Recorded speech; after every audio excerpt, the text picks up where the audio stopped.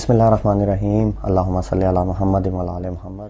السلام علیکم ناظرین، جی اس ویڈیو میں آپ سے ڈسکس کرتے ہیں جی کہ جو خان صاحب کی جان کو ایک جو شدید خطرہ ہے، اس کے لیے جو ہے نا پی ڈی ایم یا باقی جو دشمن ہیں خان صاحب کے، وہ ان کے ساتھ کرنا کیا چاہ رہے ہیں۔ ایک بڑا ہڈن ٹائپ کا ایک پلان بن رہا ہے، تو اس حوالے سے اس چیز کو لے کے کہ وہ ان کی کیا پلاننگ ہے۔ دوسرا، آپ کو لاسٹ ویڈیو میں ہم نے بولا مفتاح اسماعیل صاحب کا جو ہے نا انہوں نے کیا جو ہے وہ بیانات وغیرہ دیے، اور پھر اس کے جواب میں حماد اظہر صاحب جو ہیں انہوں نے بھی اس کا رپلائی دیا ان کو، اور ریئیکشن آیا ان کا۔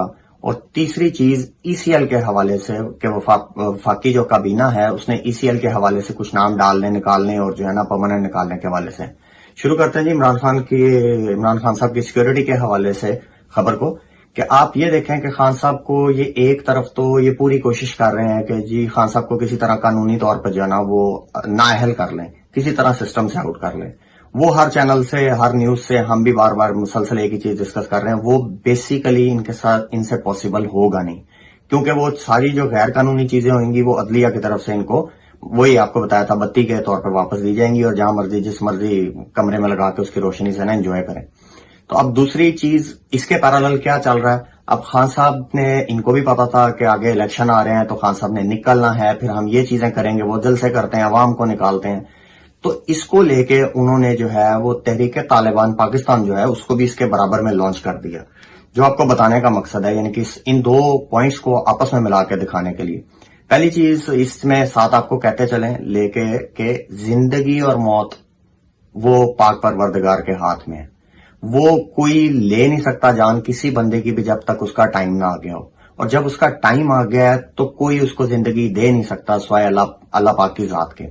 لیکن اس کو بظاہر جو اس سسٹم کو جو ہے نا وہ جس طرح سبوتاش کرنے کی کوشش کی جا رہی ہے، یا ان کی جان کو جیسے تھریٹ ہو سکتا ہے، کہ کیونکہ جتنا بھی ہو نقصان ہو، اللہ نہ کرے کسی کا بھی جانے تو کسی نہ کسی کے ایسے کاموں میں جاتی ہیں، جیسے انہوں نے بے نظیر صاحبہ کے ساتھ کیا، اور کئی جگہوں پہ اے این پی کے کچھ لوگوں کے ساتھ بھی ہوا۔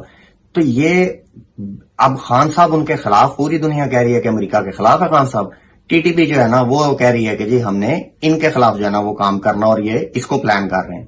کہ اب ایک نیچرل آپ چیز ہی نہیں لگتی آپ کو، اس سے بھی سمجھ لگتی ہے کہ ٹی ٹی پی کو ہینڈل کون کر رہا تھا، اس کے مقاصد کیا تھے۔ امپورٹڈ کو تو نہیں لگ رہی، کیونکہ وہ خود ان کا ہی ایک، اگر وہ ان کا ملٹری ونگ ہے بیرونی طاقتوں کا، تو یہ ان کا پولیٹیکل ونگ ہے، جو پی ڈی ایم کے صورت میں اور پیپلز پارٹی کی طرح یہ نظر آئی ہے۔ تو اب یہ ایک بہت زیادہ جو ہے خان صاحب کے لیے ایک تھریٹ ہے، اور ہماری اللہ پاک سے دعا ہے کہ اس جو فتنے سے جو ہے نا اللہ پاک ساروں کو محفوظ رکھے، خان صاحب کو بھی اور باقی ساروں کو بھی محفوظ رکھے۔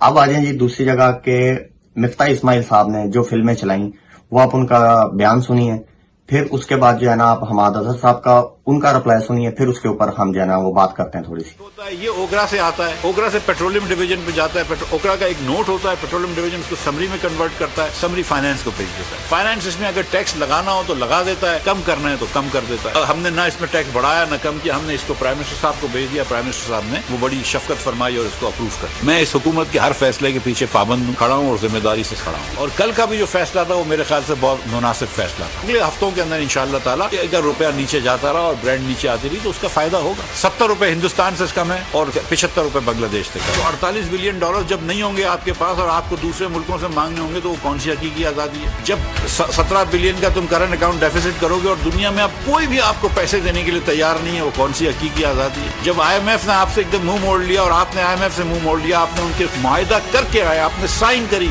اور پھر آپ جا کے کہتے ہیں کہ میں اپنے دوستوں کو ایمنسٹی بھی دوں گا، پھر آپ جا کے فیول بھی سبسڈی دیتے ہیں، پھر جا کے آپ پیٹرول پہ سبسڈی دیتے ہیں، جب پھر جا کے آپ بجلی پہ سبسڈی دیتے ہیں، تو وہ کون سی آزادی ہے جب آپ کو ڈیفالٹ نظر آ رہا ہے؟ کہ ہم انشاءاللہ تعالیٰ روپے کو لے کر آئیں گے، مضبوط کریں گے، لیکن سب سے پہلے ہم کو امپورٹ کے اوپر کرو کرنا ہے۔ میں 2 مہینے کے اندر ایکسپورٹ نہیں بڑھا سکتا تھا، لیکن ہم نے امپورٹ پہ کرو کرا۔ میں نے ان کو کہا تھا کہ ڈالر واپس آئے، اس وقت شاید آپ میں سے کم لوگ میری بات مانتے تھے، لیکن اللہ تعالیٰ کی مہربانی سے ہم لے کر آئے۔ ہماری حکومت آنے سے پہلے پاکستان کا $1 کا بانڈ جو تھا وہ 70 سینٹ میں بک رہا تھا، اس کے بعد وہ اور بھی خراب ہوا۔ جو چوتھی لائکلیسٹ ملک تھا ڈیفالٹ سے، اس کو ہم نے آج بچایا نا اللہ کی مہربانی سے۔ فائنانس ڈویژن والوں کی، ریونیو والوں کی ان سے میٹنگ ہوئی تھی، اسٹیٹ بینک اس سے پہلے میٹنگ ہو چکی ہے، میں بھی شامل تھا اس میں۔ تو یہ ایک مرحلہ جو تھا وہ آئی ایم ایف کا یہ کمپلیٹ ہو گیا ہے انشاءاللہ تعالیٰ، اور پھر ہم امید کر رہے ہیں کہ اگست کے مہینے کے اندر بورڈ میٹنگ ہو جائے گی، غالباً 29 تاریخ کو، تو اس کے بعد انشاءاللہ تعالیٰ یہ پاکستان کی ڈسبرسمنٹ شروع ہو جائے گی۔ پروگرام تو آپ کو پتہ شروع ہو چکا ہے۔ اپنے بیڑا غرق کر دیا اس ملک کی سیاست کا، معیشت کا اور اس ملک میں شہری حقوق کا. رات کو ایک اعلان ہوا ہماری اس مسلط حکومت کی طرف سے کہ پیٹرول کی قیمت میں 6 روپے اضافہ کیا جائے گا، اور 1.5 ماہ سے تقریباً تیل کی قیمتیں جو ہیں وہ عالمی منڈی میں کم ہیں. جس وقت تیل کی قیمتیں ساری دنیا میں اپنی عروج پہ تھیں تو پاکستان میں ضرورت سے زیادہ تیل کو امپورٹ کیا گیا. 248 روپے کے اوپر پی ایس او کی ایل سیز اور دوسرے بینکوں نے ایل سیز جو ہیں وہ ریٹائر کی. آج آپ کا انٹرسٹ ریٹ تاریخ کا بلند ترین یعنی شرح سود، آپ کی صنعتیں آج بند ہو رہی ہیں، بے روزگاری ہو رہی ہے. ہم سستا تیل روس سے لانے کے قریب تر تھے، اور ہمارا جو ہمسایہ ملک ہے ہندوستان، اس نے تو روس کا سستا تیل منگا کے ایکسپورٹ بھی کرنا شروع کر دیا. مہنگائی کا سیلاب آیا پاکستان میں، جو بھی اور مزید آنا ہے. اگر بجلی آ رہی ہو تو جو اگست کے مہینے میں آپ بجلی کنزیوم کر رہے ہیں اس پہ 10 روپے اضافی فیول پرائس ایڈجسٹمنٹ لگ کے ستمبر کے بلوں میں آئے گی کہ قیمتیں 200% بڑھا دی گئی ہیں اور گیس ہے بھی نہیں. یہ آپ کی جمہوریت ہے اور یہ آپ کی معیشت ہے. 3 گنا مہنگائی، لوڈ شیڈنگ، ساری دنیا میں سستا تیل لیکن پاکستان میں مہنگا تیل. عوام کو یہ فیصلہ کرنے کا موقع دیں کہ اس ملک کی حکمرانی کس نے کرنی. جی ناظرین، دونوں آپ نے سن لیا جو سوال کیا گیا یا جو فلم چلائی گئی اور اس کا جو انہوں نے پوسٹ مارٹم حماد اظہر صاحب نے کیا. لیکن ہم ایک نارمل ایک عام انسان جو یعنی کہ اتنا جس کو علم نہیں ہے اکانومی کی، ہم جس طرح ہم نارمل لوگ ہیں، ہم صرف یہ سوچتے ہیں آپ پیٹرول کا بتا رہے ہیں کہ پاکستان کا پیٹرول سستا ہے 70 سے 60 سے 50 سے. آپ اگر خان صاحب والی جگہ پہ جا کے جو ہماری اس ٹائم روپے کی قدر تھی اس میں آ کے دیکھیں، آپ نے بیڑا گرک کر دیا ہوا ہے. یہ 60-70 سستا نہیں، آپ نے بہت مہنگا رکھا ہوا ہے. تو پہلے تو یہ کمپیریزن اس میں کیش کیا ہے کہ جو ہماری قدر کم ہوئی ہے اس کو کنسیڈر نہیں ہے کر رہے، یہ سیدھا سیدھا کمپیریزن فگرز کا کر رہے ہیں. تو آپ قدر کا جو آپ نے بیڑا گرک کیا وہ دیکھیں، اور پھر آپ کہہ رہے ہیں جی کہ ہم ڈیفالٹ ہونے پہ چلے گئے تھے. تو ڈیفالٹ ہونے پہ لے کے کون گیا تھا؟ آپ نے خود ہی بیڑا گرک کیا ہے. آپ خود ہی جو ہے نا اس کو اپنی طرف سے جو ہے نا وہ بتا رہے ہیں کہ جی ابھی 4 پیسے آ گئے 2 جگہوں سے، تو آپ کہہ رہے ہیں کہ ہم نے بچا لیا. آپ نے بچایا نہیں، آپ نے پھر تھوڑی دیر کے لیے روک لیا. آپ کی حرکتیں، آپ کی چیزیں جو آپ کر رہے ہیں وہ ہمیں وہیں پہ لے کے جائے گی. ڈالر آپ نے روک لیے. کیا فلمیں، ڈرامے، کئی جگہ پہ اب ویڈیو چینلز پہ بھی آ رہا ہے، مختلف یوٹیوب چینلز پہ بھی مختلف اینکرز کہہ رہے ہیں، ہم بھی آپ کو شروع سے کہہ رہے ہیں کہ یہ عوام کو بیوقوف سمجھتے ہیں. یہ عوام کو آج بھی 80 کی 90 کی دہائی کا سمجھتے ہیں. یہ سمجھتے ہیں کہ ہم عوام کو یا عمران خان کو، عمران خان کو اسپیشلی، یا یہ جو اینکرز عمران ریاض خان تھے یا سمیع ابراہیم کے ساتھ جو کچھ کیا، ان کے باقی اینکرز کو لے کے بھی ہم کچھ بھی کر جائیں گے، بھٹو صاحب والا مرحوم والا کام ڈال جائیں گے، کسی کو پتا نہیں چلے گا. بھائی یہ وہ والا دور نہیں ہے. جیبوں میں موبائل ہیں، سیکنڈ لگتے نہیں ہیں، ہر چیز باہر آ جاتی. بلکہ خان صاحب نے تو آپ کو ایسا لتر بولا کہ آپ بات جو ہے نا وہ بناتے ہو، کوئی بیس بناتے ہو. خان صاحب آتے ہیں جھاڑو پھیر کے خان صاحب نکل جاتے ہیں. تو وہ والا دور چلا گیا. تھوڑا سا اپنے آپ کو میچور کریں اور جو ہے نا حقیقت کو تسلیم کریں. اب آپ کو کئی جگہ پہ ہم نے بتایا کہ یہ بیس اب اس طرح کی بنا رہے ہیں، لڑ رہے ہیں، جھگڑ رہے ہیں، ڈانٹ رہے ہیں.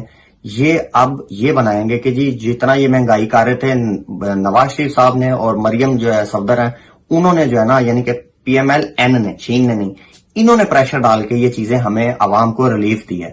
جبکہ 100 گنا کباڑا کر کے 30 گنا یا 40 گنا اس میں کمی لا کے یہ 70% کا نقصان کر کے ہمیں اب یہ شو کریں گے کہ انہوں نے بہت زبردست جو ہے نا پاکستان کو بچایا ہے. تو یہ چیزیں آ گئی جی. اس کے اندر کئی ساری ایسی فضول باتیں ہیں ان کی، اس میں آ کے جی کہ میں امپورٹ نہیں تھا بڑھا سکتا، تو میں ایکسپورٹ نہیں تھا کم کر سکتا، تو یہ نہیں تو وہ نہیں. بہرحال آپ نے کہانیاں سن لی ان کی. حماد اظہر صاحب نے بھی آپ کو بتایا کہ اگلے مہینے ٹھہریں جو بیل چھلانے. ساری طبیعت جو ہے نا ان کے والے لوگوں کی بھی سیٹ ہو جائے گی. باقی عوام کو تو سمجھ آئے گی 90% کو.